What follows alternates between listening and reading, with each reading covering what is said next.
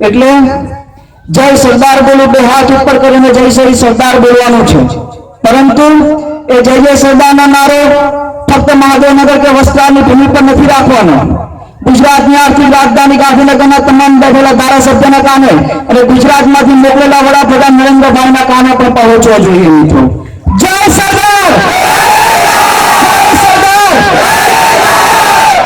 સરદાર પટેલ ગ્રુપની ઓળખ તો વાલજીભાઈ આપી દીધી, પરંતુ છેલ્લા 36 દિવસથી ગુજરાતના તમામ તાલુકા અને ગામડે ગામડે જ્યાં પાટીદારો રોડ પર 50,000, 30,000, 20,000 નીકળીને સરકારના પગ તળિયે રેલો લાવી દીધો છે એવા ભગીર પાટીદારોને સતત નમન કરું છું।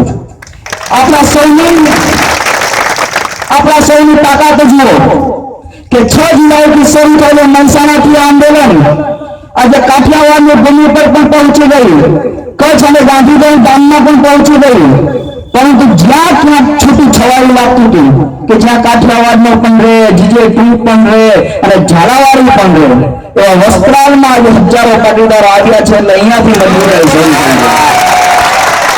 અમને ઘણા મિત્રો કહેતા સુહાગે પણ કહ્યું કે હાર્દિકભાઈ એકવાર વસ્ત્રાલમાં ઠંડો થઈ જાય એટલે હું એવા માનું છું કે અમદાવાદનો કોઈ માઇનર આવે છે જે પટેલની આંખ સામે ઊંચું કરી નથી શકે અને એ આપ સૌની પાસે સારી રીતે છે।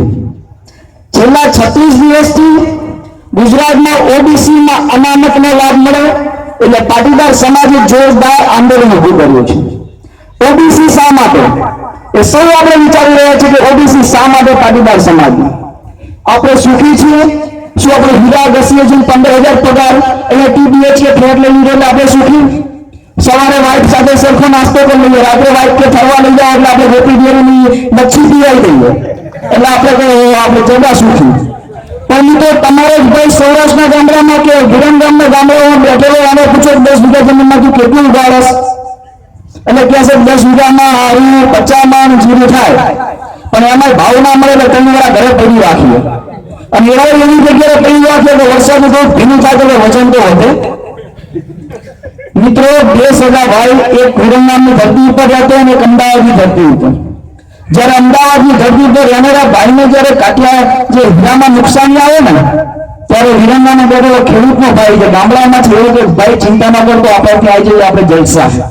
પણ જ્યારે એ ખેડૂતને સારો પાક ઉભો ન થાય અને એમ કે ભાઈ આ વખતે કઈ હરખું પાકી નહીં યાર, મારી છોકરી 1 વર્ષ ભણાવજો, તમારે કયો મરદનો દીકરો 1 વર્ષ ભણાય, સાચું કહેજો, સ્વીકારજો આ સાચી કરી વાસ્તવિકતાને કોઈ નથી સ્વીકાર્યું। એના માટે ઓબીસી લેવાનું કર્યા છે। 45% વાળાને MBBS-માં જે CL એડમિશન મળી જાય એમને કોઈ વાંધો નથી, મળે બીજા 5 ને મળે અને એ સમાજ સુખી થાય એમાં પાટીદાર સમાજ મારા હંમેશા ખુશી હોય છે।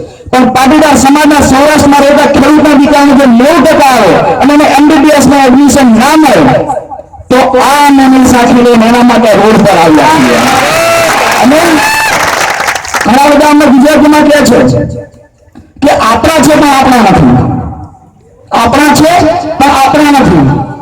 આપણે એમને મોકલ્યા કોર્પોરેટર બનાવીને, આપણે એમને મોકલીએ ધારાસભ્ય બનાવીને, આપણે એમને મોકલીએ છીએ સંસદ સભ્ય બનાવીને અને નતું જરૂર લાગતું છતાંય આપણે મુખ્યમંત્રી બનાવ્યા, હજુ હમણાં નથી સારું લાગતું છતાંય આપણે વડાપ્રધાન બનાવ્યા। એ અમારા પાટીદારોની તાકાત છે। અને જો પાટીદારોને લીધો હક થયો તો આ બધાના 4 જે કાંટિયા છે એક કાંટે તોડીને બધા નેતા સાથે રહીશું એટલી તાકાત છે અમારા।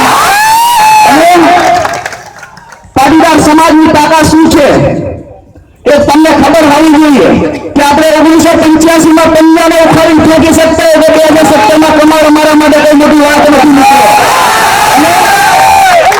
અમે ઓબીસી લઈને રહીશું, પ્રેમથી આપશો તો પ્રેમથી લઈશું, એટલે પડાવીને લઈ લઈશું એટલું કામ ના આવે। અને ઓબીસી કોંગ્રેસ આપે, ભાજપ આપે, વડાપ્રધાન આપે, મુખ્યમંત્રી આપે કે હાઈકોર્ટ આપે કે સુપ્રીમ કોર્ટ આપે એનાથી અમને કોઈ ફરક નથી કે કોઈ મતલબ નથી। અમારે તો ફક્ત અનામત ઓબીસી 27% પાટીદાર 147ની ખાધી જોઈએ અને જ્યાંથી લાવવું હોય ત્યાંથી લાવજો, એનાથી અમને કોઈ ફરક નથી કે કોઈ મતલબ નથી। વાસ્તવિકતાને સ્વીકારવી પડશે। છેલ્લા 10 વર્ષની અંદર આ આરટીઆઈના જે કાગળ મુજબ ગુજરાત ગવર્મેન્ટની અંદર 465 ગવર્મેન્ટ નોકરી પાટીદાર સમાજના દીકરાઓને મળી છે, ક્લાસ 1, ક્લાસ 2, ક્લાસ 3 અને પીએમની નોકરી. આપણે તો વાત કરીએ છીએ કે ગુજરાતમાં અધિકારો આપણે છે, ગુજરાતના મુખ્યમંત્રી આપણે બનવાના છે, 8 મિનિસ્ટરો આપણા છે, તો આમાંથી પાટીદાર સમાજનું સુખ કયું છે? છેલ્લા 10 વર્ષની અંદર ગુજરાતમાં 9462 ખેડૂતો આત્મહત્યા કરી, એમાંથી 6540 ખેડૂતો પાટીદાર છે. અને આમાં કદાચ તમારો છોક ભાઈ હશે